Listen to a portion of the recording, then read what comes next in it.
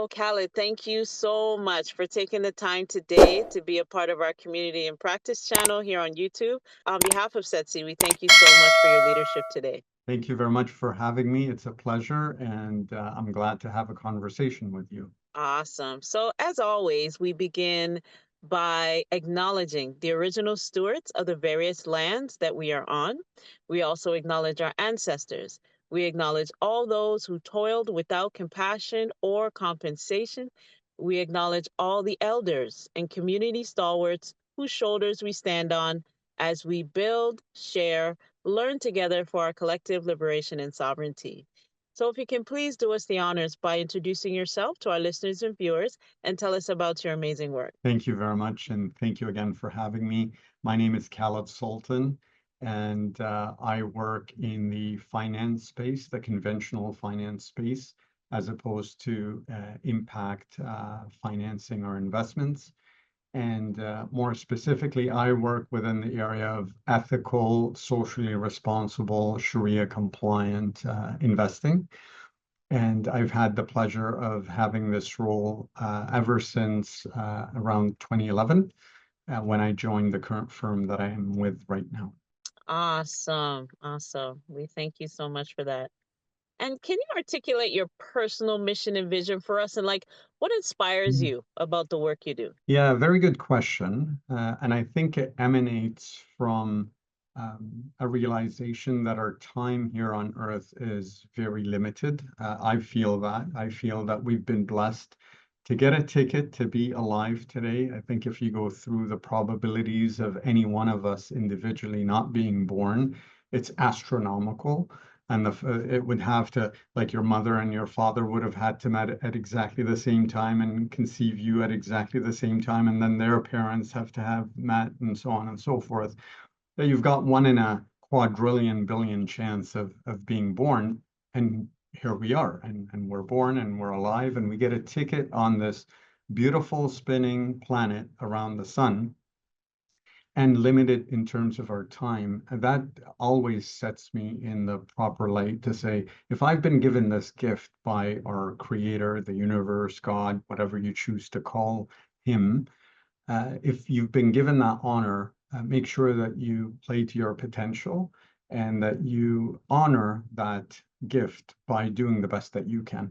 And I feel that we're all created on this planet to make it a better place, and more specifically, by doing the best that you can, that developing into the most capable person that you can be. And then as you develop and as you become the best version, the best type of individual you can become, that you use that developed person to serve those around you. It's a mission of development and service that go hand in hand. And when you look back in history, all those that inspired and moved the needle in historical terms so massively were able to do those two things quite beautifully, as in to develop and flourish into the best person that they can become, and use that best person that they have become and continuously becoming to serve those around them to make the world a better place. And eventually, when the world collectively is doing the same, that's when we reach the level of flourishing that I think we were created on this earth to achieve and to experience and to perpetuate. Absolutely. We know, especially when we do this kind of work, collaboration is key to social change.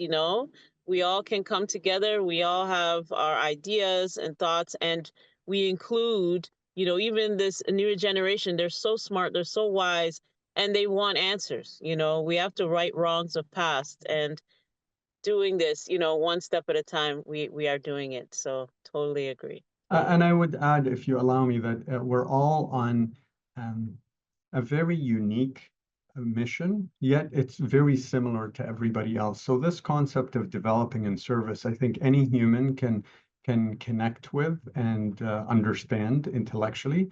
At the same time, that may mean for me, the reason why I was put on this earth is to become the very best father I can to my children, or the best engineer, or the best money manager, or the best teacher, or the best husband.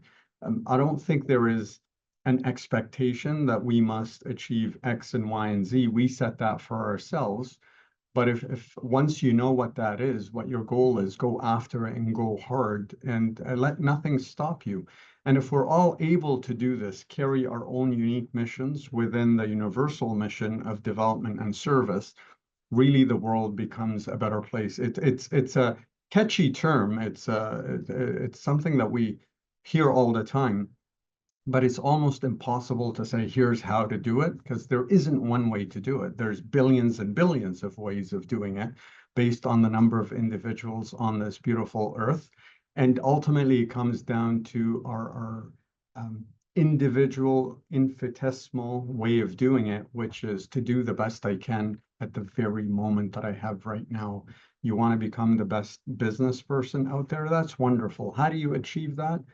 Do what needs to be done today with excellence, with honor, and to the best of your capabilities. You'll never be perfect. There are no perfect human beings on this earth.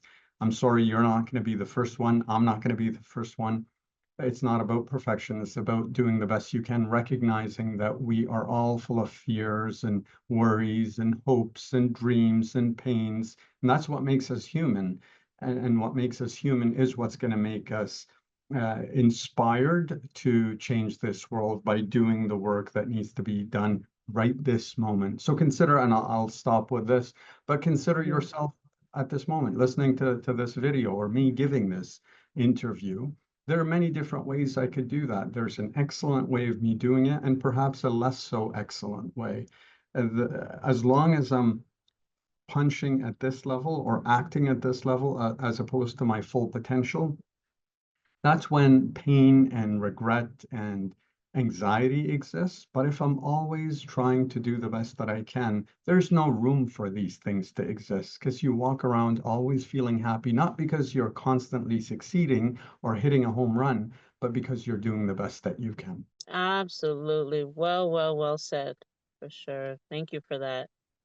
So on the flip side, what challenges or barriers have you come across and how were you able to overcome those? Yeah, a very good question. At a high level, I would say it comes down to two things that I constantly experience. And I think we all, as humans, as common humanity, we all feel the same thing. When it comes to fear and laziness, and that's something that I'm still grappling with after decades of trying to overcome. And I suspect I never will completely overcome them because they're part of the human condition. That fear that holds us back and the laziness of knowing that this is really good for me to do or the best thing that I should be doing, yet I don't feel like doing it because it's difficult and it's hard and it's painful. And I think they go hand in hand. So when it comes to barriers, fear is being ridiculed, being failing, fear of not attaining or losing that which you're working so hard to attain. And fear is healthy in and of itself because it's a protection mechanism. We've developed it, if you look at it, our amygdala so many millions of years ago because it kept us out of harm's way. When we see a lion or suspect there's a lion, we want to run the other way, and that keeps us healthy and alive and able to continue this life that we've been granted. But at the same time, now where we live, there are no tigers around. There's no things that will, for the most part, end our lives. Yet we are still programmed to run away from those that scare us. That's, I think, is a major point. And the way to overcome them, I know you didn't ask this question, but how you overcome fear is simply understanding that you will never, ever grow or develop if you're always within your comfort zone. By definition, if you're within your comfort zone, everything is comfortable.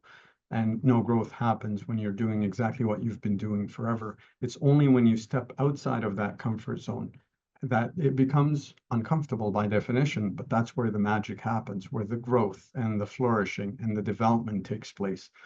And it's not about stepping way outside of our comfort zone to the point where we break, but just on the edge, just a foot or two outside of it, and realizing that those feelings of fear and being scared is healthy. It's a reverse indicator. It means that we are growing, and it's something to be celebrated as opposed to something to run away from. And the second part is that laziness, where It's driven by trying to conserve our energy. If it's snowing outside and I know it's really good for me to go out for a swim, but it's too cold and it's Saturday and I'd rather be sleeping in bed, I get that. That's where the laziness comes in. And the way to overcome that is to bring it back to how awesome and how lucky I am to be on this planet. I've got a ticket that billions of other souls did not get. That's why I got it, and I'm here on this planet, and not to let the potential be wasted by me not showing up. So the way to overcome my laziness every time it creeps up, and I don't do a great job at it, but whenever I can, is to remind myself that showing up is when you win.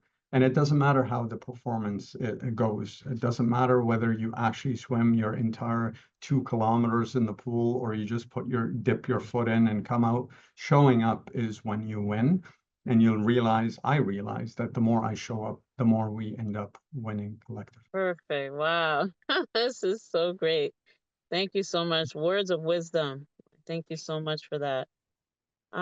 So tell me, you know, how do you feel about the future of social impact in Canada? Very good question. And I have to declare my vulnerability. I don't have a lot of experience in this space. And for most of my life, except the last, I want to say, year or two, it was done on the dark side, maybe, if I can call it that. It's the conventional, regular way of finance and investments, the modus operandi that we typically use. And only in the last little while did I discover that there's a parallel world, there's a parallel universe of social impact investing, social finance. And it appeals to me personally because I feel that everything that I do is trying to make the world a better place to help those around us. And there is an appeal for that type of finance where it's not dollars and cents driven. It's stakeholder driven as opposed to simply shareholder driven. A shareholder is one class of individuals, of actors, when we're looking at a business, for example. Whereas from a stakeholder model, there are many, many different actors. So shareholders would be one, customers, employees, society at large. And the more we can think of all shareholders put together, I think the more the company in this sense would flourish collectively better. Where is the future of social finance in Canada? I don't think I can answer that with confidence. All I can say is I'm very excited to learn more and to witness it happening. I think if we're only for ourselves as a society and as businesses, I think we'll never achieve our potential. And it's only when we start re-examining the model and looking at something with a bigger vision where all stakeholders are involved that we potentially will flourish and achieve something that will amaze all of us. Absolutely. I always say it almost in every interview. Like we have an old African proverb, like, if you want to go fast, you go alone. But if you want to go far, you go together. So we know collaboration is the key to social change. And really, we are talking, but the action is coming. But I know that we are the seed planters. We're planting that seed in order for it to flourish into, a beautiful fruit tree so that we can pass it on generation and generation, because that's what it's really about. We're just kind of setting a stage and trying to right the wrongs of yesterday. So by coming, like you're saying, getting out of your comfort zone, really speaking your mind to what is happening in the world today, with whether it's climate or whether it's financial aspects. These, we need to be heard, and changes need to be set right now, or else I think we're working against time and nature here. Yeah. And I Yeah. like to always put a positive spin on it in the sense that instead of the doom and gloom, if we don't act, I'd love to turn it around and say, look at all the success that we have accomplished this far. And it's something that we cannot deny. The thousands and millions of people exiting poverty every year, the standard that keeps improving for people here and around the world. because of all our advancements as humanity, because of technology and so on and so forth, it's a very exciting time. AI happens to be what's hot nowadays, and I think it will move the needle for humanity as a whole. So flipping it on the positive side, saying, imagine if we had all this with a system that was great. What would we have if we had a system that was awesome and that was just making sure everybody's flourishing together? The opportunities are endless. So looking at what else we can drive towards and how we can improve the lives of everybody. Yes, my life and my family is important to me, but so is my neighbor, and so is my neighbor's neighbor. And if everybody begins to think this way, we recognize that we're common, it's one network, and it's one humanity, and self-compassion to recognize that not only is the love important for those who are close to me, but everybody's deserving of love and honor and dignity and a chance to work hard and to improve their lives, whether they live in this country or halfway across the world. So I think it's not a this or that. I think it's this and that. We've accomplished a lot so far, and I still think we can accomplish much more if we put our heads and our hearts together. Absolutely. Couldn't have said it more. Well, Kelly, this has been really, really, awesome, powerful, your inspiring words. I know that people who watch this video will definitely take notes and, learn from this and build on that. These are all like Lego blocks here, building into something that will be life changing. So the last question I have for you is, do you have any closing thoughts or calls to action for your Yeah, audience? yeah. Well, I would say thank you so much for the very kind and generous invite. If this has been helpful to anybody who's listening to this now or many, many years to come, it would bring me so much pleasure because I'm here to make the world a better place, and I believe everybody is. So if I've inspired somebody to think about the model and the framework a bit different, that would just please me to the moon and back. And maybe in terms of final thoughts, what I would say is let us recognize that things like fear and laziness are real, and not to discount them, and not to feel or think that when we feel these feelings that there's something wrong with us. We feel these feelings because we're human beings, and that is the human condition. We are fearful of things. We are worried about things, and what you're worried about is very different than mine. Some people worry about money or about health or about status or about a million other things. Those are okay to be felt. A feeling is always right. A feeling is a feeling.